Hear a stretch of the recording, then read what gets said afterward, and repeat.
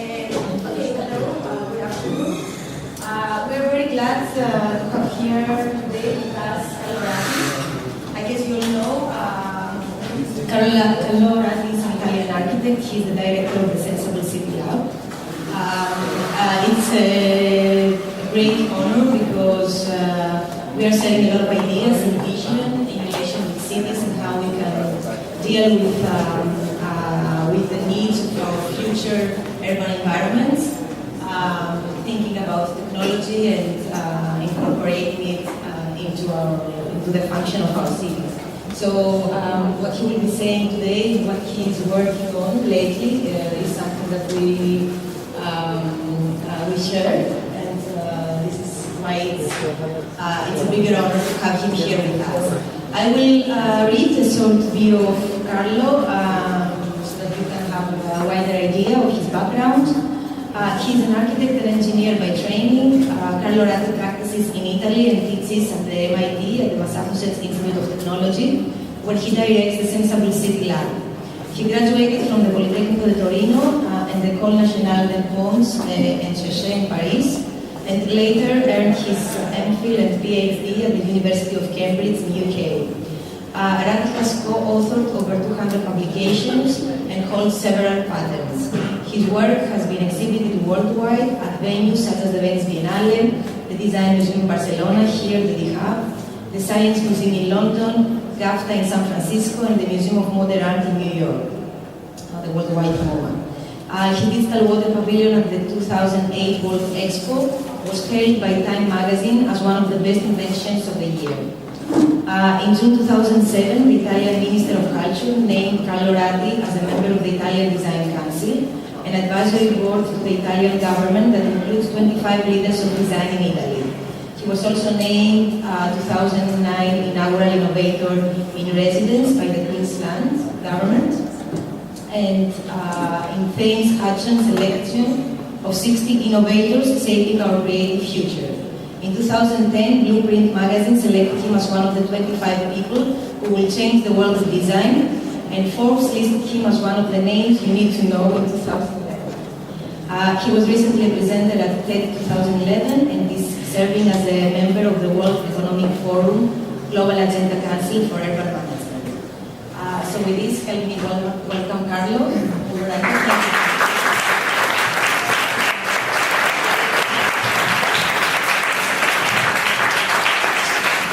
Thanks, Ratti. I don't know where you find all of this stuff, but forget about that. It's a great pleasure to be back in Barcelona, to be here with you tonight. Is it okay, or is it too loud? Alright, so it's a great pleasure to be here, and what I'll do tonight is I just want to share with you some of the work we're doing both in Boston at the Sensible City Lab, in Torino, in our design office. Actually, Pietro is here from the Torino design office, is also been here at Iaac, and also in Singapore in the new office we have. So I put this together in some projects under the title Sensible City. I usually like to talk while talking, but I don't have a remote, so I'll sit here and we'll do it like this. Don't fall asleep. Alright.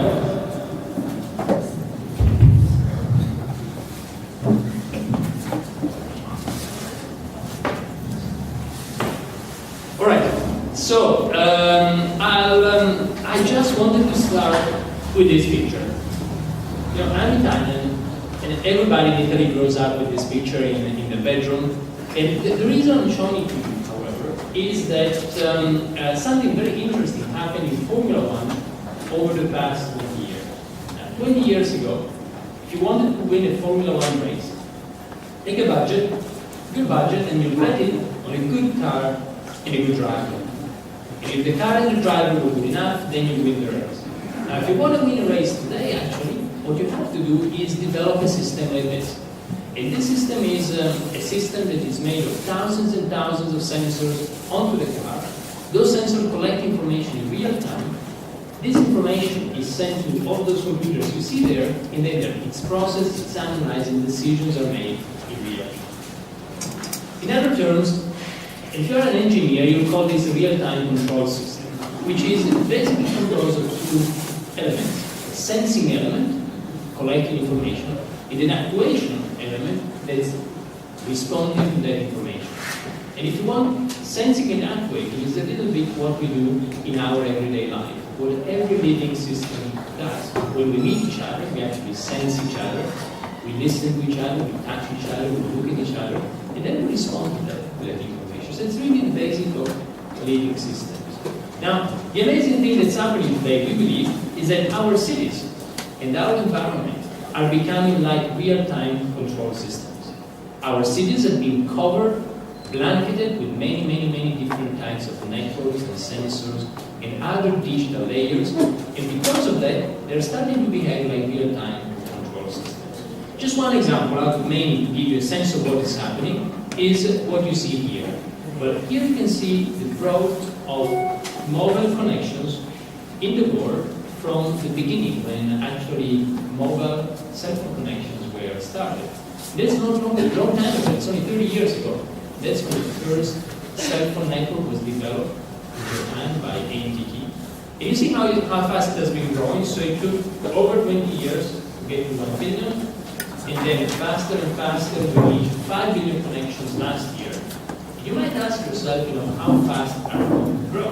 There are 7 billion people on the planet, 5 billion connections, how much can we grow?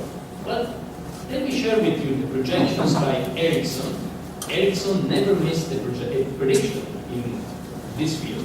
And they think that we are here.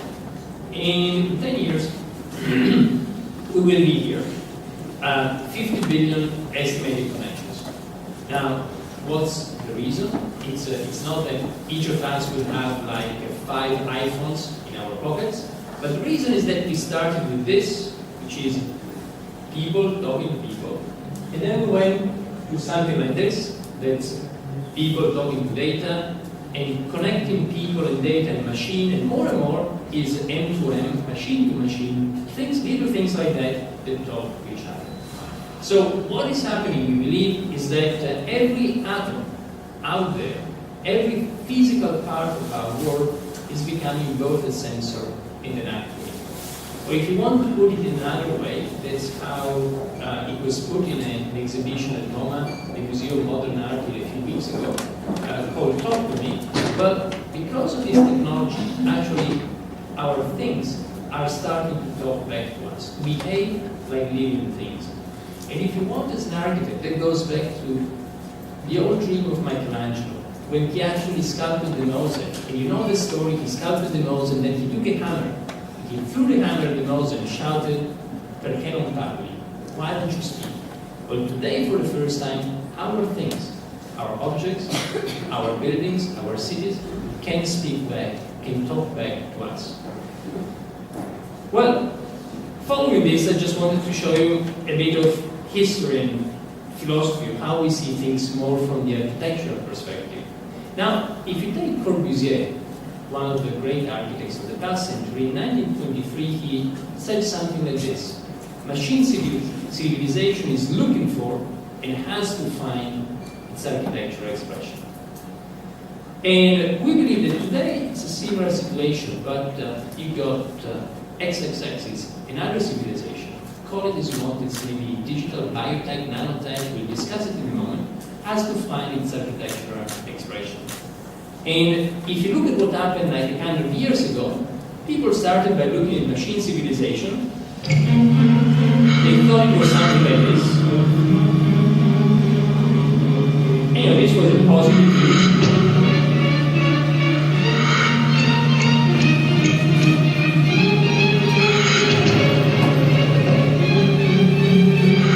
But then some people also know that this could be generated.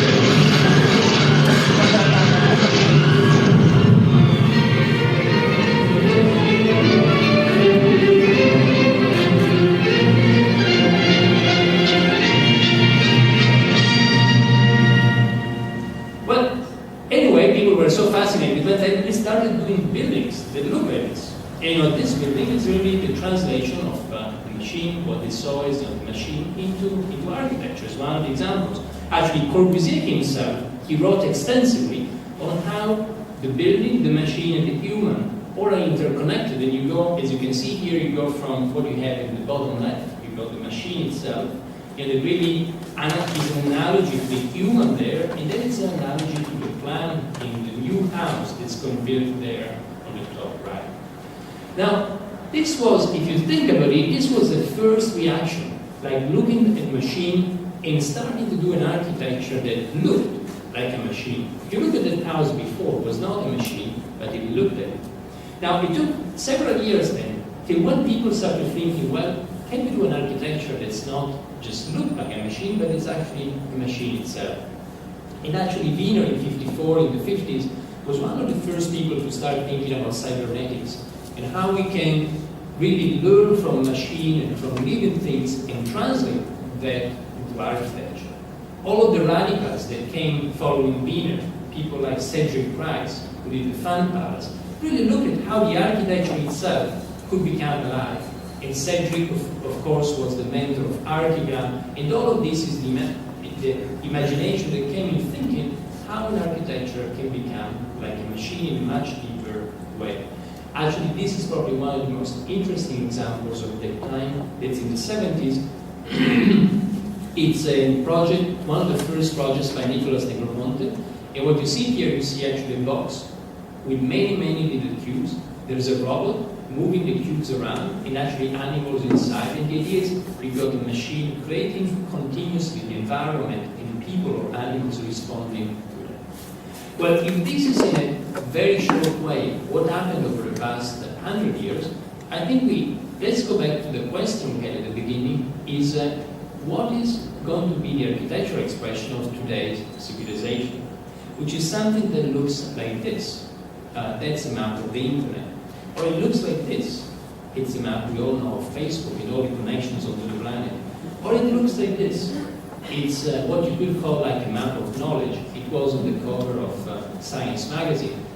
And it's actually a map that has 800,000 connections between papers and publications from all disciplines. And see how all of them are drawing new type of connections, like from brain research into astrophysics, computer science, mathematics, and so on. Or finally, what would be the architectural consequences and representation of something like this, which we are not all familiar with? It's the incredible change that people did embracing new technologies and overthrowing governments all across the Arab world, thanks to those technologies. In a way that just 3 years ago, when things like Foursquare or Twitter were not developed, would have been much, much forbidden. So these are some of the things we're looking at, and really the same question Corbusier asked 100 years ago is the question that we believe all of us dealing with architecture face today. And now that is the question. We don't have an answer, but we are, like everybody, experimenting with different things. And what I'll do now is share with you some of the experiments, some of the projects we have been doing over the past few years. The first project I want to share with you tonight is something we did for the Venice Biennale in 2006. 2006, the theme of the Venice Biennale was the city, actually the meta city. The curator was Ricky Boulette from the London School of Economics in London. And Ricky gave us a pavilion asking us to show something about technology in the city. And here are some pictures of the pavilion. What we decided to do was say how much information can we capture in real time from the city. You know, if you think about the Formula One car we saw before, that's equivalent at European level. So we set up a system, we did a partnership with Telecom, the main cell phone operator, with Google, with the taxi company, with the bus company. And we collected all this information. It was sent to servers we set up next to Boston. Then information went in real time to Boston, was processed and analyzed, and in real time sent back to the Venice Biennale. And well, that summer was also a very good summer. It was 2006. Some of you might recall what happened. You know, it's when actually there was a soccer World Cup, and Italy won the soccer World Cup.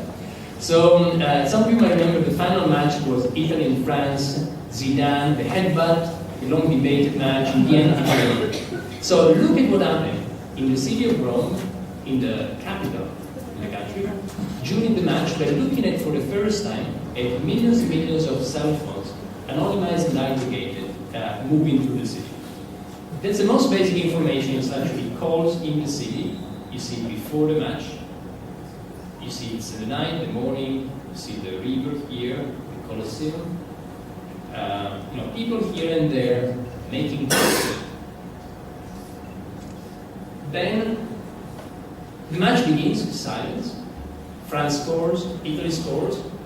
Halftime, people make a big call. Second half, end of normal time.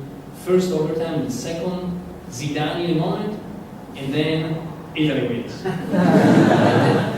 So then, that night, everybody went to celebrate here, everybody went nuts there. The following morning, everybody went again to the city center, you see people going here, and then moving down here to a place where, since Roman times, people go to celebrate. It's called Circo Massimo, so there's a big party at the end of the day, and you see a big peak down there. So, that was the basic information you can collect from the city, but if you then apply analysis, you can do something much more interesting. So what you see in this picture, for instance, is in red, you see pedestrians moving in the city. And then in yellow, you see the taxi and the buses. Here you see the station. You see actually people coming out of the station, moving into the city, and then pedestrians, and then taxis and buses.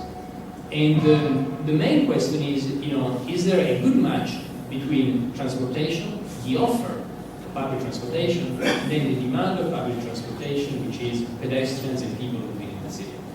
Can you think about the future, like 5 years from now, 10 years from now, where actually it's not anymore us following the bus like we do today, but it's the opposite, it's the bus is following us because they know where we want to go in real time, and then the offer of public transportation follows the demand of public transportation.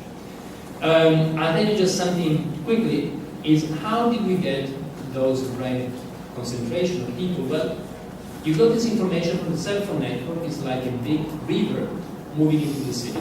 It's anonymized and aggregated. You don't know what it is, but you know how it's moving. And if you look at this river, then you can see if this river is a part of this river, if it is a car, or if it is a pedestrian. Now, our initial idea in Rome was to actually look at the velocity of the river to see if it was a pedestrian or a car. We soon found out that that doesn't work in Rome, because actually in Rome, pedestrians move faster than cars. But if you actually add some artificial intelligence, then you're able to look at the streets, look at the acceleration, and then with that you get quite a good map, as you see with people moving out of the station and spreading into the cities. Well, very quickly, from this we then got invited in 2008 to MoMA, the Museum of Modern Art. We did a project there with AT&T around, again, about how can we use data from the network in order to understand the city. In this case, more about the city in global connections. What you see here is connections from New York and all of the planet. Again, all of this is in real time, so you connect this information, large amount of data onto a server, and then you plot it and visualize it in real time. And along the same lines, we are working now in Singapore. The lab in Singapore is working on this Live Singapore project that's imagine a living city where you know everything that's happening around you in real time. Again, you know about the people. This is also large amount of data collected from the city, from cell phone, from energy consumption, from sensors, how energy is consumed and how temperature changes.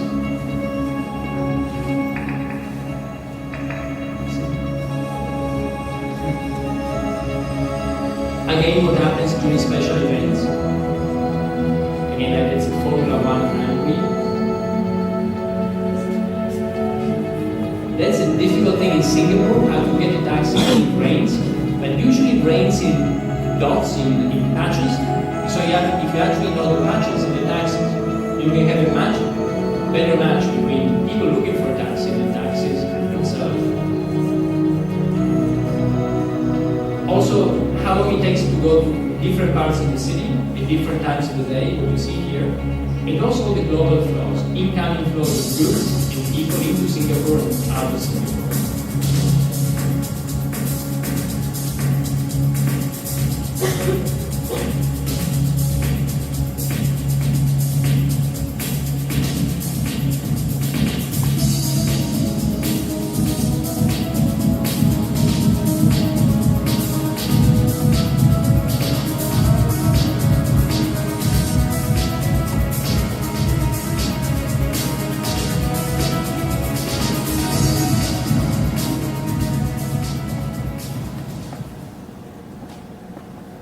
Well, so if you think about this, all these projects, and the number of other ones we've been doing, deal with how we can collect information about the city or about buildings using existing networks.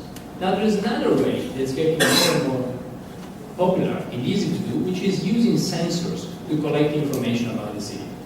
And this is one example. So there's more things you can do. Sensors are becoming very cheap and expensive. And in this case, we try to use sensors to look at this problem. If you take this computer, you know everything about this computer. You know every chip, where it was produced, how it came together, how it became this computer. But actually, in a few years, when you throw away this computer, you know very little about it. In other terms, today we know where our objects come from. That's a global supply chain. But we don't know where our objects go. Call it the global removal chain. So our idea was, can we actually do a small chip? And then we put this chip onto trash, and then follow trash and see what happens to trash, where it goes.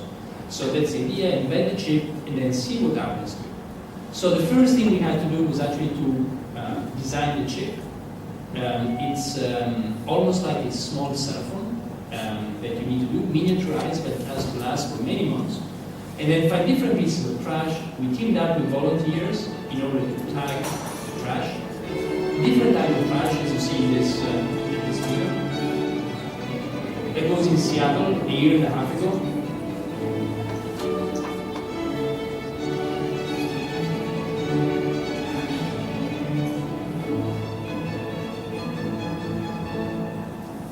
And then we started following trash.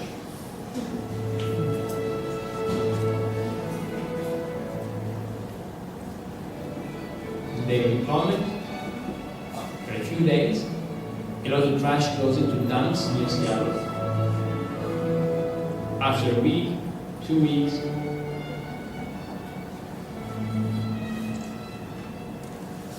still stuff moving after 1 month.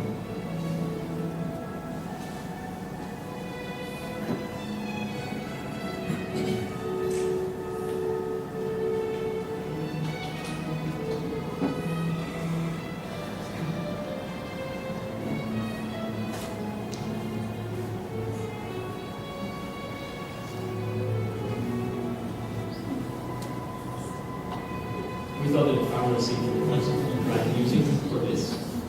Well, following that, we had a project, an exhibition that was at MoMA again this summer. And here we looked at a different issue, that's e-waste. You know that e-waste is a big issue. A lot of e-waste from Europe, from the United States, goes where it shouldn't go. Sometimes it goes to developing countries, not treated properly. And so we decided to focus actually on this on e-waste and also those computers that from the United States, through NGOs, are shipped to emerging countries. So a lot of old computers that are not used anymore in the United States, and then NGOs really refurbish them and send it to developing countries, to emerging countries, so that they can be reused there and they can help people there. So what we decided to do was, well, if you look at a computer, you don't even need a tag, because a computer already has all the hardware it needs in itself. So the question was, can we just reprogram the computer so that the computer will tell us its story as it moves through the world? Can we take this computer, work with the NGOs, change the software of the computer so that this will tell us where they go and what happens to them? And this is, again, in real time, this information was collected and then sent to MoMA. So you see this computer starting from the United States, spreading all across the globe, and then starting to tell us all of their stories. People, of course, had to opt in, so we knew the location, but they had to decide to share their pictures and their images. And all of this will keep on coming in, and until a few days ago when the MoMA exhibition closed, has been coming in, and you can find it in our website. Now, what I want to share with you actually is something that happened 2-3 weeks ago. It's one of the first time I'm showing it, is that we had a burglar come to our lab and steal a lot of stuff, many computers and so on. But they also stole some of these computers that tell you where they are. So following from the next days, we saw that all of our stuff had gone to this place. It's actually in the suburbs of Boston. The funny thing, this place is about alarms for cars, so there's quite some irony there. And then following that, this computer also started showing us, the people who were using them. The bottom line is, don't steal any computer from MIT. I now want to show you a third type of data collection we can do in cities. So we saw data from networks, data from sensors, and there's a whole category. But there's something that's even more exciting, and that's using data from people. It's user-generated content that we all produce, we all upload online, we share with others, and this is actually something that you can mine in order to understand what's going on around you. Now the first thing is that you can use is actually data, for instance, from pictures. We all take pictures today. In the old days, in the analog days, few people would take pictures, and pictures would end up in the drawer. But today, a lot of pictures are taken, and a lot of pictures end up on Flickr. And this is actually a project that Fabian Girardin did at MIT, who's now in Barcelona. In 2009, it was one of the first. 2008 was one of the first time that this was used in order to analyze this information to see how people take pictures and what are the hotspots in the city and how people move and where they go. So the first project was about Florence, was actually looking at tourists in Florence, so you can see people, how they move, the top places where people take pictures in Florence, and how they, in the city center, the Duomo and the bridge, and then if you go to the Duomo, you can look in more detail at what happens over there. Well, then if you do something a bit more sophisticated, you can look at the timestamp for those pictures, and then you can create itineraries, so you can see the traces of people. So what you see here, for instance, is traces of people moving in the country, in Tuscany. And incidentally, here you can see Italians and Americans, and the difference in moving to the city. Now, where are the Italians? Left, where are the Americans? Left or right? Where's an idea? Who thinks the Americans are left? Raise your hand. Few here, left. Who says right? Okay. Well, I must say the majority is wrong, because actually Italians are on the left in this case, and Americans are on the left, sorry, in this case. You see, if you are American, if you come from the United States, you might go to Italy once in a lifetime, or once in 10 years, and then you will go to the key places there, Genoa, Pisa, Florence, Siena, Perugia, the key cities. It's almost like an elephant's path there. But if you're Italian, you've been there many, many times, and then you go and look for little places, little villages, places where nobody else is going. I look at this island. It's a beautiful island. It's called Isola d'Elba. No Americans there, but plenty of Italians. So that actually led to an exhibition here in Barcelona. It was at the new Design Museum. We called it Los Ojos del Mundo, the world's eyes. And we use the same techniques. Again, Fabian and a few other people in the lab were working on this in order to describe what's happening. In this case, you see drought and how drought changes it over the year in Spain. So as the country gets drier during the summer, the spring and the summer, you can see how that changes, and not by using sensors, but just by looking at people's eyes. Almost you borrow people's eyes to see how the country changes in color and how drought is expanding during the summer. Or the other thing that people were very excited in the lab was actually looking at what happens with parties in Barcelona. And then you can see in real time what happens in the city, but in real time as soon as people upload information and what's happening, where people go partying, what do they do, and what are the best places to go clubbing. I'm sure you know that, but people in Boston were quite interested to find out. Well, these three things we saw so far really deal with how we can use information, use new technologies to collect information from cities. If you think about the initial example, the Formula One car, that's like how we can do the same of those thousands and thousands of sensors onto the car that collect information in real time. How can we do that at the scale of our cities, of our buildings, of our objects? However, in the same way as in the Formula One, your goal is to win the race. Here, the goal is the actuation. It's how we respond to this information. How can this change our physical environment? And here I want to show you a few projects that deal with this dimension. Now, the most easy way you can actuate a system, you can actually have it respond, is just by sharing information. If you share information, in all of us, we know what is happening around ourselves. In a certain sense, we as citizens can become the intelligent actuators of the city. So the actuation, the response, goes through all of us in a collective way.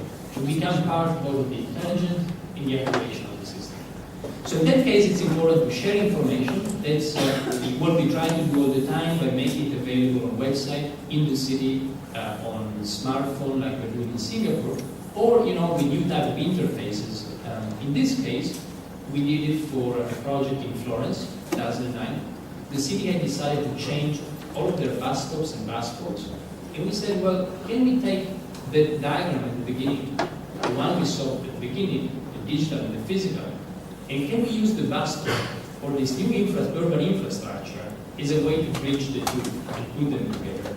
Can we think about this as a kind of new infotainment, kind of information system in the city that will collect and distribute information to citizens? Something that's almost as easy to use as an iPhone. If you just have there, and then gives you information about what's happening in real time. Think about something quite simple, like if you are in London, it's always a mess to find where's the nearest bus and how you go somewhere else. You usually have many bus stalls around the big square. You need to find the right one, and then you go so many buses that it's difficult, it takes you time. Even with your phone, you need to take it out and check it and change it. Can you have just something where you just touch it, and in real time it tells you based on the real-time information about the system, all of the buses, and what's the best way to go where you want to go. So that was the initial idea. Here you can see some of the other things you can do on this screen. Then the design with photovoltaics at the top, so all the information is actually collected by the sun. And then we decided to use e-ink on the front, so that you use very little energy. You don't have to fight the sun, but e-ink, like on the Kindle by Amazon, is something that reflects the sun, so you do it in a passive way. And then the touch screen down there. So then you can see real time when the bus is coming, and if you have to run, if you can walk, or actually if you can go and have a coffee, after all. You can see this in different environments, and actually that's Giovanni who worked on the project. You can see also the shelter, how it is, and how then it gives you the same type of information, but with the protection around, the same type of interaction with the e-ink and with the screen down there, the photos on the top. So one way, and there's many examples you could look at, is how then the city becomes an interface, and the information itself that we can deliver to the city is a way to promote this response to the system, this kind of actuation. In other cases, it can be through objects. This is a project we did with the city of Copenhagen. 2009, like a year and a half ago, 2 years ago almost now, they had the UN Climate Summit, where all of the heads of states actually came together and tried to renegotiate the Kyoto Protocol. And so the mayor came to us with a very well-defined question, which was, can we use these new technologies to make our city more sustainable? We paid a trip to Copenhagen. Copenhagen is interesting because you see this type of landscape. It's a city that had quite a few cars 20 years ago, but that today actually has 50% of all trips every day done by bicycle. So it's a very interesting case. Think if Copenhagen can do it, they don't have the climate of Barcelona. If Copenhagen can do it, think about what could be done in a place like Barcelona or all of Southern Europe. So we looked at bicycles and we came up with this idea. Welcome to the Copenhagen Wheel. The wheel that turns your ordinary bike into a smart electric hybrid. Quickly and easily, with no additional batteries or wires. The Copenhagen Wheel allows you to capture the energy dissipated while braking and cycling, and save it when you need a bit of a boost. Controlled through your smartphone, the Copenhagen Wheel becomes a natural extension of your everyday life. The Copenhagen Wheel is your personal trainer, sensing your effort level and providing you with real-time feedback about your fitness and exercise goals.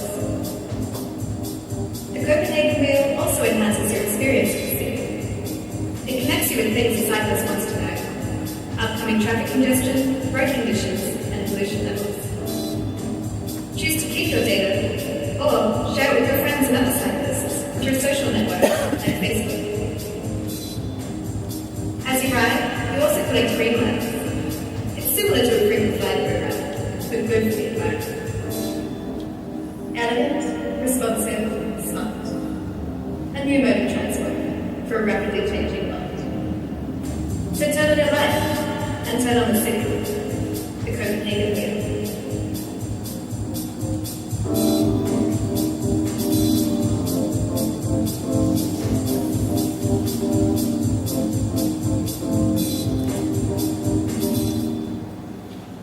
And so here you can see the wheel, actually one of the first prototypes in the street of Copenhagen, and zooming close up here. And here I want to share with you a few slides on actually on the process that led to the Copenhagen wheel. You know, this is one example. I can show you the way we did real-time Rome or trash car. But the interesting thing is that if you think about smart cities, if you think about tomorrow's architecture, it's something where we really need to combine many more disciplines. Cities of yesterdays were made of concrete or steel or bricks or glass. We knew how to make them. And we had architects, engineers, planners. We knew how to do that. But cities of tomorrow will be made of concrete and silicon. Actually, how to put together concrete and silicon, we still need to figure out. And our belief is that you really don't need much more competences in order to do that. You need to put together people who do programming, computer science, as you're doing here at Iaac, doing a lot of electrical engineering, programming things, together with designers and together with social scientists. And if you want, it's what you could call a Brunel moment. You know, when Brunel, as a great structural engineer, started, you know, the production by Brunel radically changed architecture. His architecture felt that he couldn't ignore that component anymore. And architecture that before was something much more related to, you know, Beaux-Arts and doing beautiful little drawings, had to become aware and had to start coping with steel, structural engineering, and all of that. And in a similar way, we believe it's almost like a Brunel moment today, where we need to look at these new components because they will be part of tomorrow's architecture. And to give you just a sense, you know, couldn't have with many of the other projects, but of the different type of people who come together on a project, I just want to show you a few slides of how the Copenhagen wheel came together. So starting with a workshop at the beginning, defining the problem I was mentioning before, collecting information in Copenhagen, going there in Copenhagen, coming up with many ideas, including one that was very primitive at the beginning. You see here, bicycle with a funny wheel, and you're thinking about, could this actually save the energy, give it back to you? You know, what could it be in the general context of kilometer cycle in Copenhagen, of CO2 emissions, of the city, the intelligent city. So that was the beginning, and like all the time when you got an idea, the best thing you can do, as you do here at Iaac, is prototype it, try to do it. So that was the initial sketch for the wheel. That was the first actually pieces coming together, the batteries and the motors, very simple, put it together, didn't look very good, but still, hey, it was working. So presented to the mayor liked it, that was Copenhagen, and so back to the drawing board, as you usually do sometimes, go back from the beginning, rethink the problem, so think about what we want to achieve, basically 6 things, easily retrofitted to any bike, so you don't need to change your bike, regenerative braking, so you brake and you save your energy, intelligent locking, so that the bike will recognize you, will talk to you, will know if it's you, otherwise it doesn't unlock. The electric motor, sensors for air quality, distance, journey, and so on, and fitness, almost as if the bike was kind of your personal trainer. So again, starting from scratch, motor, looking at different things, selecting the motor, selecting different components, the mechanics, doing some mechanical and structural engineering. One issue was also the casing. Now we started with this, looked pretty bad. Then we went to something like this, looked nicer, but didn't work. So then there was a discussion in the lab. We came up with this idea, you see the spokes go from the rim, touch the hub, and just go back to the rim. So there's no connection on the hub. But some people thought it would work, some people thought it wouldn't work. So again, like before, the best way to find out is to do it. So we did a small model, like, you know, this is just laser cut, and then we had to do a small model made of resin, a bit stronger, you know, mounted, have all the spokes mounted onto it. Do it. You see, he was very skeptical, his face. He thought it would never work, but hey, in the end it worked out. So that was the final version for the spokes. And then you got all the control, and here we had people doing human-computer interaction, or sociology looking at psychologists, looking at how to interface with the cell phone. So designing the interface, how this gives you information and controls the wheel. Standard, interface design. Then we started looking at sensors. And believe it or not, people today do sensing on bicycles, and they actually do stuff like this. But we said, how can we actually go one step further, or do something smaller? We got some commercial stuff for sensing, and finally managed with something very small to get CO, NOx, noise, and distance travel. Well, when you have this, then you want to visualize it. So we had a bunch of visualization people using processing and other stuff to visualize it, put it together, combine it on the streets, on the city, giving it to people, and then having an interface so people could look at it. At the same time, we had to prepare the prototypes for the UN Climate Summit in Copenhagen. Here you can see the 10-beam build being cut. The different pieces, the programming of the microprocessor itself, the different components, closing up, packing, shipping to Copenhagen, and then presenting it there with all the heads of states and the summit, the mayor of Copenhagen. Christine was the project leader there, some of the mayors, the close-up you saw before, the inside, using it. And here's actually the mayor of Copenhagen, the mayor of Toronto, testing it.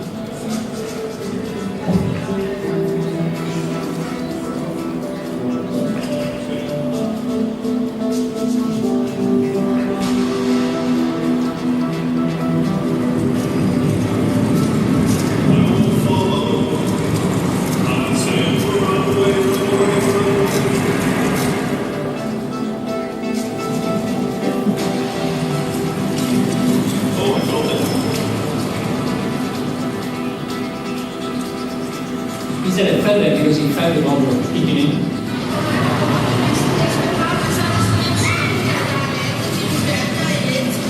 Excellent.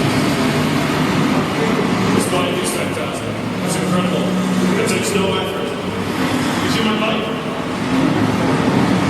You start pedaling and the motor takes over. And then it will tell you the air quality, temperature.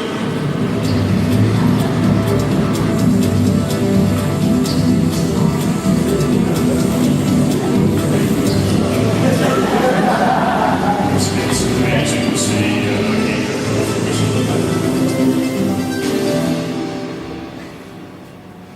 Now, so that was to show you the process. I'll tell you the process is not finished because we're now working to build it and produce it next year.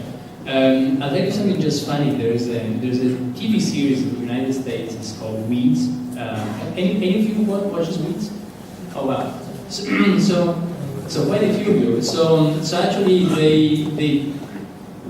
the story of Weeds is the plot of Weeds changes from one season to the other. But for one episode, they asked the Copenhagen Week to take to Copenhagen, and it actually then became one of the main themes of the series. And here is actually the teaser for the not only is the Copenhagen Mule not selling it, might be the only legitimate good idea I've ever had in my life. Am I right, Shane? Well, you feel like you're biking. Guaranteeing the exclusive rights to New York. I have experience. 8 tons of space. I just need an initial influx of 80,000. No. Come on, give me some of your fake college loans. No.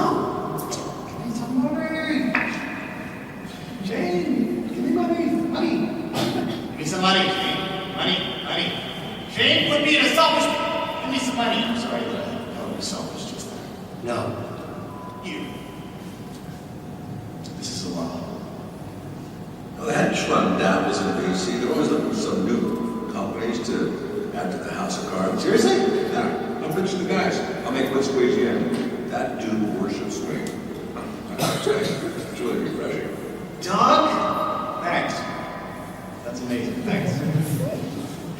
Oh. But the funny thing is that they already did all of the series, so they already did the fundraising, the VC, and so on. So we are following them, we are following fiction and what is happening on the Telebyte series. But it was funny for us to see the design also being taken by this in a totally unexpected way, because we were not aware of what was happening with it. Well, I wanted to start to wrap up, because we are, it's getting late here, and show you a final way of actuating a system. And that's really the way that architecture has always been doing it. So it's using architecture to respond to all this knowledge and information. And architecture has been the way that we would learn from our environment and then respond and use this information to redesign the interface between us and the outside world. Now, how can this change in the context we've been seeing? In this context of a lot of information being collected and a lot of analysis being done on this information, how can architecture itself change? And for this, I want to show you two projects to finish. One, we did not far from here, in 2008 at the Zaragoza World Expo. Again, the mayor came to us with a very defined question. Water, beautiful material that has been used in all of Southern Europe, in urban planning, in architecture, and so on. How can we use it a different way now that we've got new digital technologies? And one of the ideas that came up at MIT with a group of people working on this theme was, imagine you got a pipe, and imagine you got many solenoid valves opening and closing from this pipe. Well, then you can create like a digital water curtain, something that's made of pixels, and these pixels are made of water. Something that's, you cut the water, you can create images, pattern, text. You also have something where you approach it and it opens up to jump in. So we presented it to people, the mayor liked it very much. So we got a commission to design the pavilion at the entrance of the expo called Digital Water Pavilion. The whole building is made of water. It's water that you can control, so you can drive it. As I was saying, you can cut it. There's no doors or windows. As you approach the building opens up to let you in.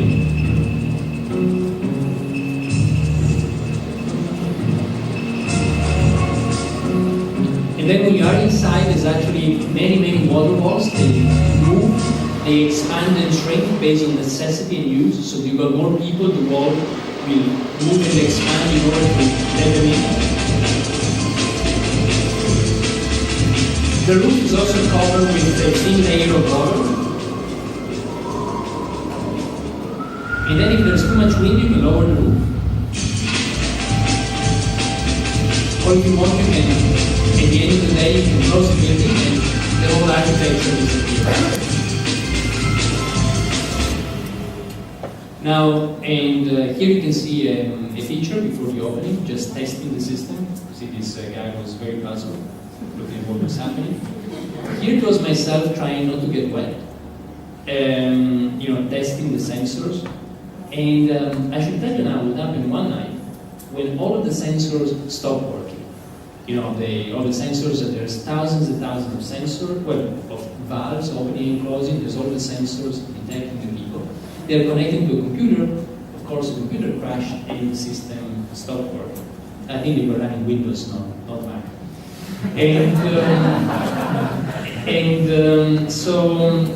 Actually that night it was even more fun because the pavilion would keep on doing its own crazy things, cuts and holes and text and images, but then it wouldn't open anymore when you approach it, but the game would be something else.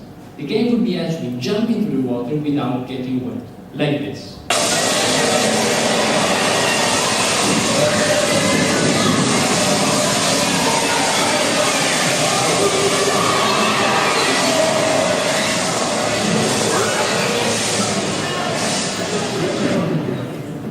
And for us it was very important because, as architects, as designers, as engineers, we always imagine the way people will use the things we design.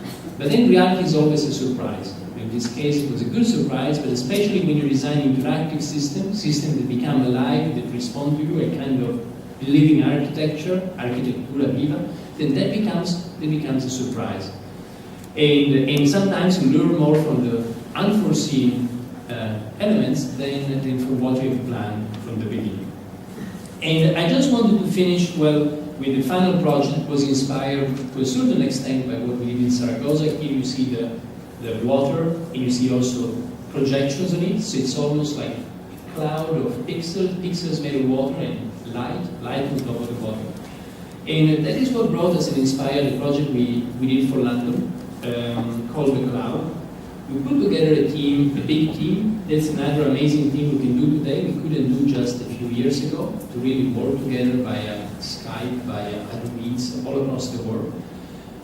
We had a Schleich, a very good engineer based in Germany, Arup, both in London and in Australia. We had people from Google in Silicon Valley, people from the Obama campaign, Umberto Eco, the writer in Milan. So really working together, starting to think together about this idea that was inspired by this British obsession with weather. When the English can meet, they first talk about weather. The Samuel Johnson, 1758. This obsession that we've seen through the beautiful cloud painting by Constable, by Turner.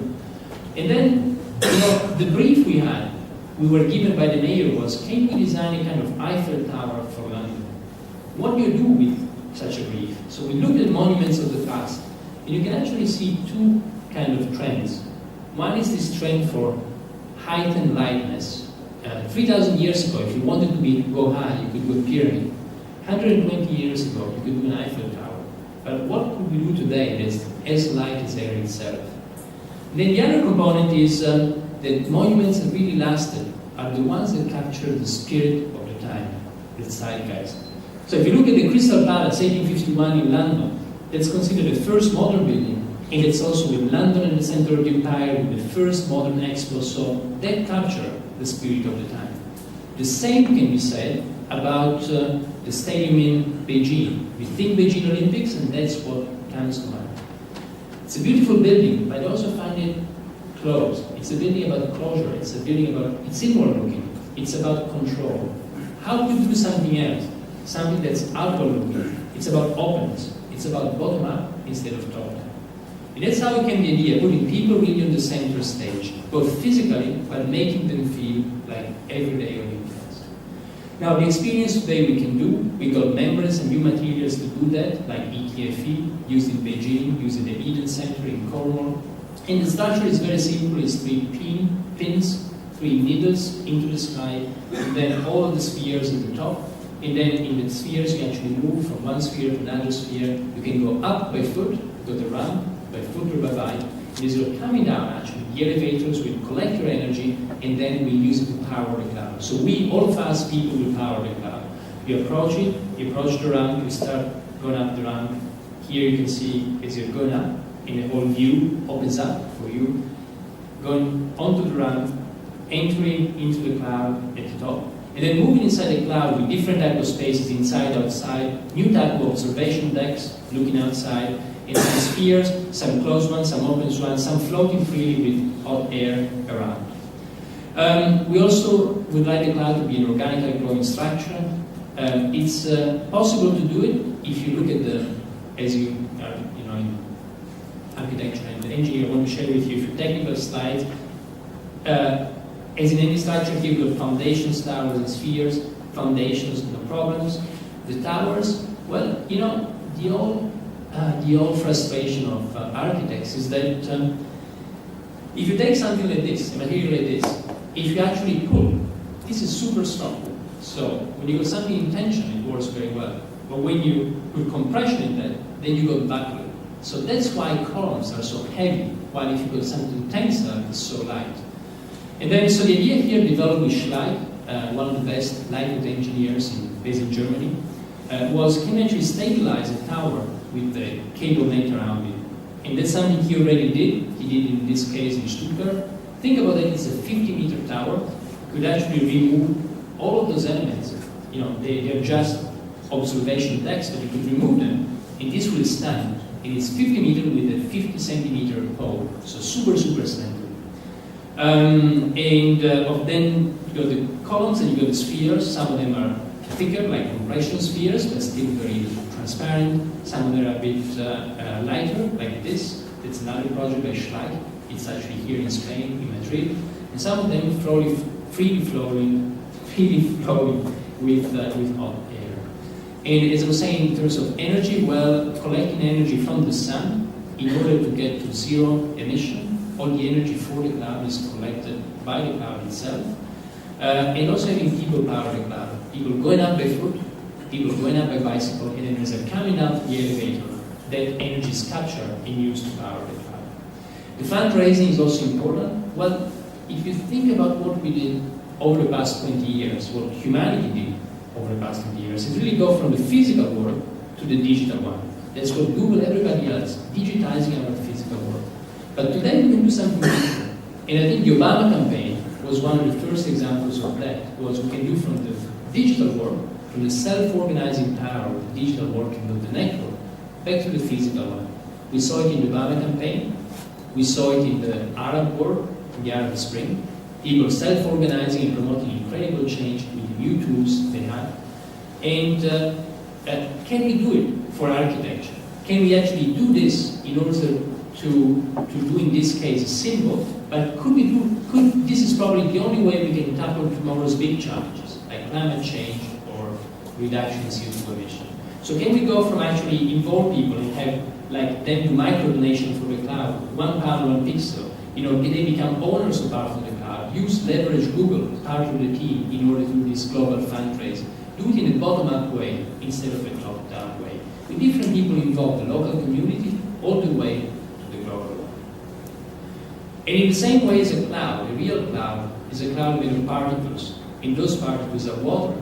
Our cloud is made of pixels. So it can become a big display in the sky of London, can just tell you the time of the day over there, can use real-time information from all of London, from all of England, from all of Europe, all over the world, being collected and displayed up there on the sky. And the incredible thing would be actually moving in this information, in all these pixels that light and show information around yourself while you're inside the spheres, the bubble, and all of this LED turning on and off around yourself. At the same time, when you look at it from below, sharing the main Olympic moments, sharing the main celebration, what is happening, what happened during the day, sharing the celebrations with the whole city. So, briefly, both a physical element up there into the sky, a digital one. Think about digital Olympic torch. It doesn't use any gas. You know that for the Olympics in Atlanta was used as much gas as 20,000 people for 2 years because of this big torch. Can we do that just with light from the sun? A kind of new symbol for the night, and even more importantly, a new type of experience for Londoners and everybody who will go up there. Thank you.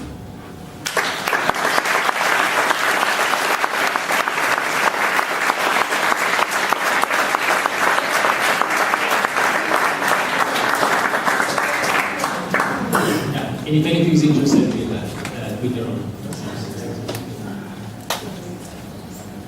Any questions for Carlo? Any questions?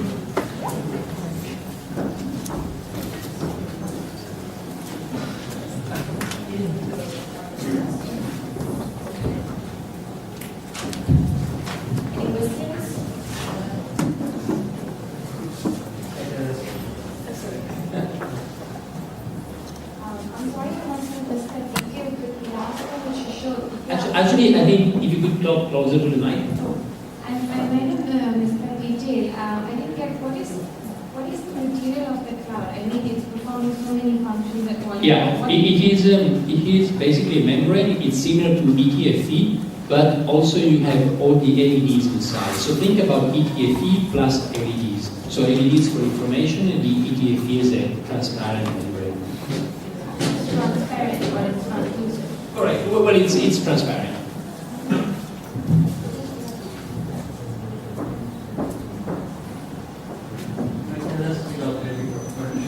How many hours and how many people works on the Copenhagen?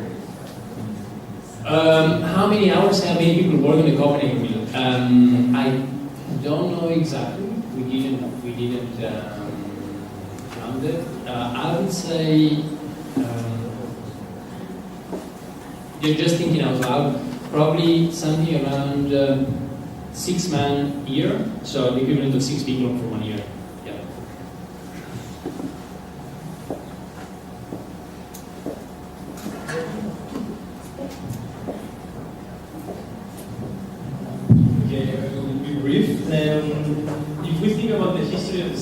they have been shaped by some technology, or by some phenomena.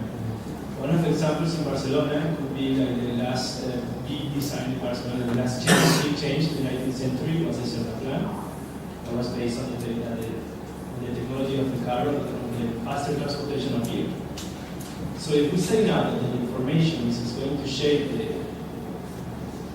the cities of the future, how do you envision that city? Because we could see that it was agreed for Barcelona that it was repeated, also agreed copied by the Carlos and the Romanos, of course, and the Romans. But how do you think that physically the cities could be shaped by information in the future? Actually, that's a very good question, and I think in a certain sense you already answered the question, because you yourself, looking at the Cerda Plan, is not too different from some of the things we saw in the Romans here. It is not too different from Manhattan, or some of the things we're seeing today all across the world in new cities. So there's an interesting lesson that's actually, once technology becomes so ubiquitous, so pervasive, then we can forget about it. And then, in a certain sense, it doesn't affect us anymore. And we can go back to, okay, let me say two answers actually to your question. So your answer in a certain sense is that there's a strong permanence in the way we design things. And even tomorrow, even in 50 years, in 100 years, our cities, for many things, will still look quite similar. We all need for living horizontal planes, because that's how we are built, so we need horizontal planes. We need some kind of shelter from the outside. And you can think about it, funny shapes, but finally a vertical thing is what works best, because you can then put something against it, you can put your books, you can put a painting. So there's a number of things that are really related to the way we function, that go back to the way we would live into a cave, with a horizontal floor and some walls and a transition to the outside world, the window, call it. And those things will always be there. So from that point of view, there's certain permanence. In the city, the Romans, the city of Cerda, the city of Manhattan, the city of 50 years, will be quite similar from that point of view. However, the things we will do in those cities will be extremely different. So the way it will function, it will be very, very different. In the same way as if you take a Formula One car of today with a telemetry system. And if you take a Formula One car, they look the same like 50 years ago, but they're radically different because of the intelligence there. That's about one part of the answer. The second part is what I started before, is there is another beautiful paradox, which is that once technology becomes so ubiquitous, this idea of ubiquitous computing, that everything becomes like a computer, a sensor, an actuator, then we can finally forget about it. And then we can go back to the things about architecture we really care about as humans. And those things are the old good things. It's about good environmental quality, about meeting, about mating, about a good space. So in a certain sense, the paradox is that once technology is everywhere, we can finally forget about it. I think it was a hand around there. Yeah.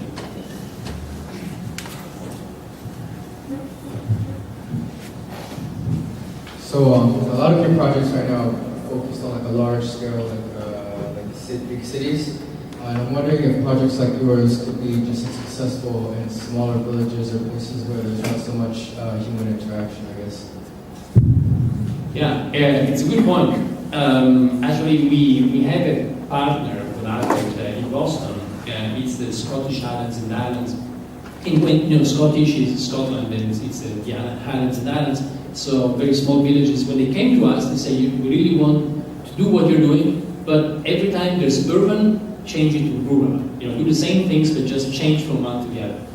And there's a lot of things you can do exactly in the same context, in a small village, in the rural condition. The city is a good experimentation place because of the density, because of the density of energy, of people, of many other things, because the problem, everything is higher intensity. The problems of traffic you have in the city are bigger than once you're in a bigger city than once you're in a smaller city. So we think the city is a good test bed, it's a good playground But then, the same thinking you can apply to smaller villages or to the rural condition. And actually, we are working right now with a number of partners of smaller cities, like I haven't shown it because we haven't finished, but from Bolzano, a small city in northern Italy, starting projects in different countries with mid-sized cities. Yeah. One down there, right there.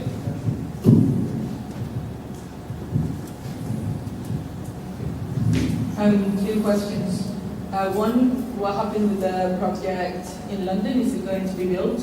And the second one is, if you have ever considered applying this technology and this collecting of information into some sort of housing solution for problematic areas such as slums in high-density cities and problematic situations such as those? Yeah, two quick answers. About the second one, yes, we're actually working in Rio de Janeiro on favelas, and doing a few projects there. They are not public yet, but they will be in a few months on our website. The first question about the cloud, it's a long story. It will be built. Hopefully we'll have a smaller version for the Olympics, but there's still, with the change of government, some things got stuck. So we met many times with the Minister for the Olympics in the previous government. And then, of course, the government wasn't re-elected. And now we've been in touch with some key decision makers with the new government. We'll find out. We want to build it. So I cannot tell you, it might be a smaller version in London and a bigger version perhaps in Rio de Janeiro, or it might be just be a bigger version, not in London but somewhere else. Yeah, actually it was another hand here. And then maybe we can close as you said.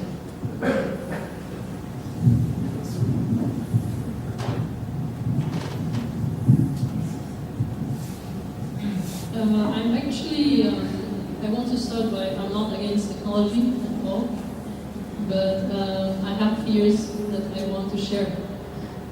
Because sometimes we start with good intentions, and then it turns against us. Tracking everything from the flow of information throughout the world, now maybe it gives us a bit of credit to get connected and to get update ourselves and so on, to get in the know.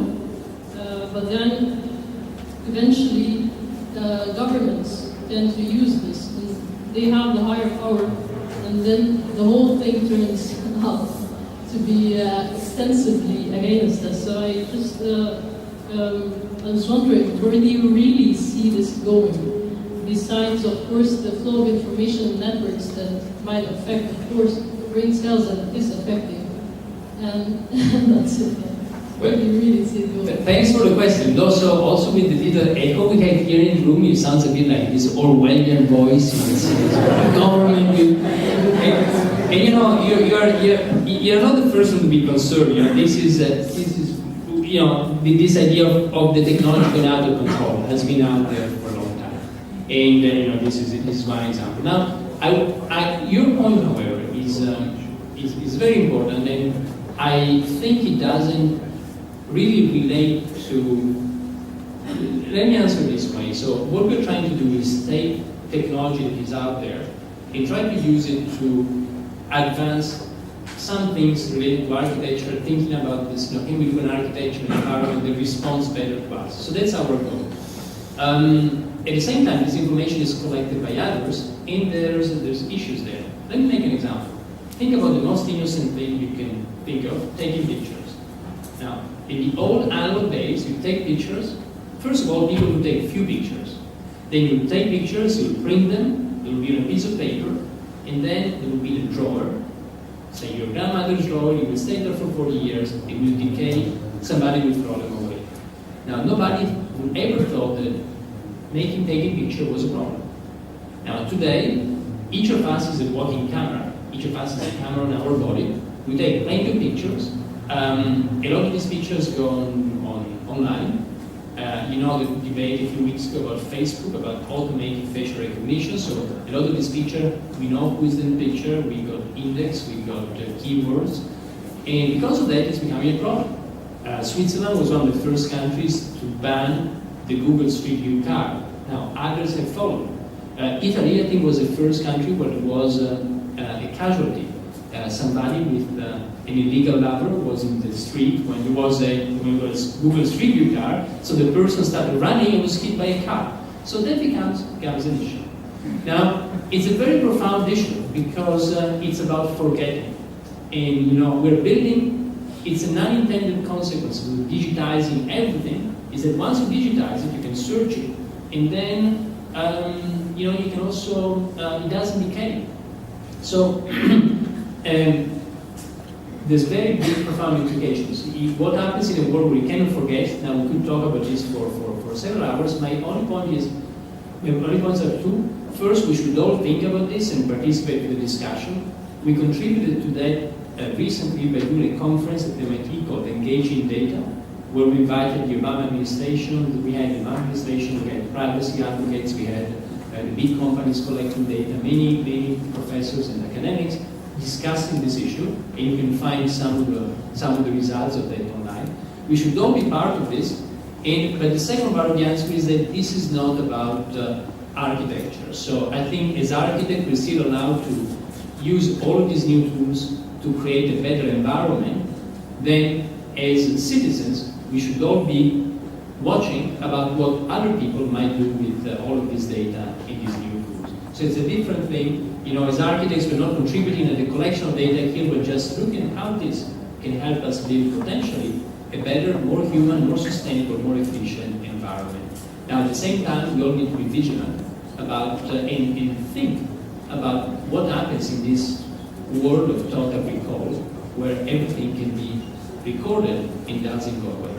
So I hope this answers, but we could talk about this for a long time. I think it was a final question, and then we can, two hands. Okay. As we can see in your projects, everybody is having fun when interacting with them. And my question is that, what do you think about these projects in the favelas of Brazil? Do you think it's just for fun, or do you think they are going to change, for example, social behavior as violence? It's an important factor in there. Yeah, well, I don't think it is only about fun. It is, but it is. Yes, it's about it is about changing the interaction. It is about architecture. And for me, it's the interaction between us as humans and the world out there. In changing this interface is what we struggle to do as architects.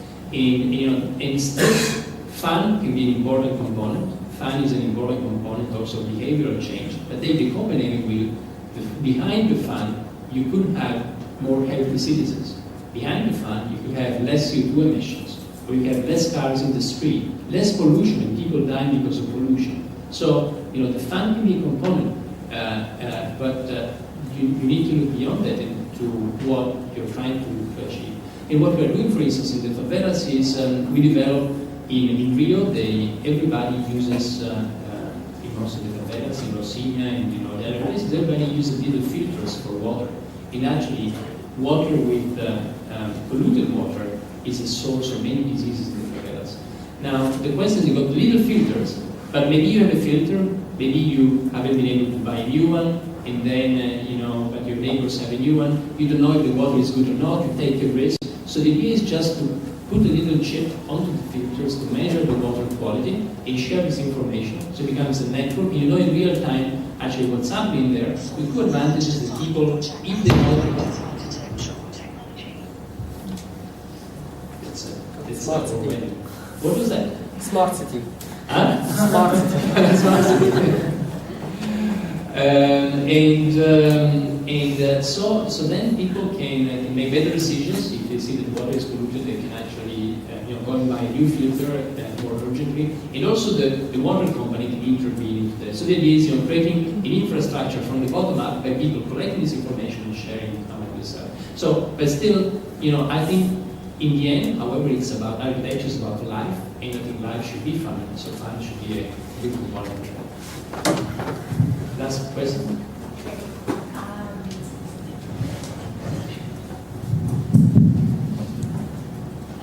I would maybe help you close the session, but in the question of what is a smart city, you would answer the smart city is a city that has smart citizens.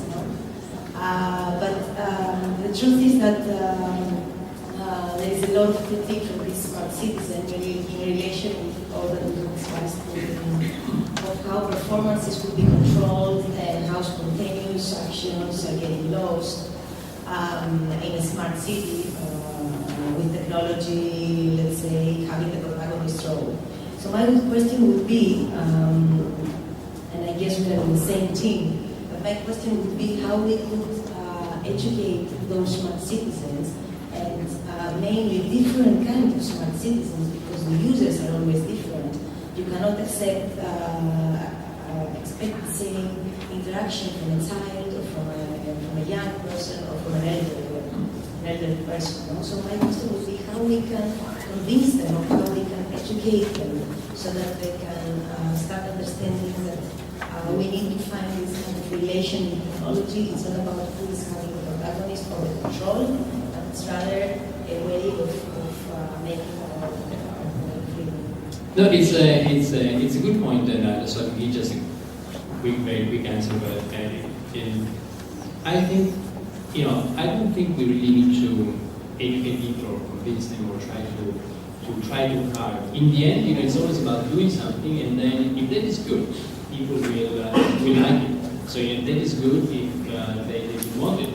And I think something interesting we saw in Zaragoza is that we did a pavilion. And at the beginning, some people in the neighborhood were didn't know what it was and how it is. And then it's a pleasure to go back during the summer and see everybody there, to see inside this fresh space with water, and to see a new open source community that develops, where people actually are designing and taking control of the buildings and developing software to actually run it. So there's almost like a community of programmers that has developed around the building, and then it's displaying it. So in a certain sense, I think the best answer we can do, all of us, you who are here at Iaac, and people who work in the profession, architects, so on, is really to do some things that then people will love, and then they will be the argument to convince them. I don't think we need to convince them with words, but with the architectures and the designs we offer. And I think we should stop here. Thank you very much again.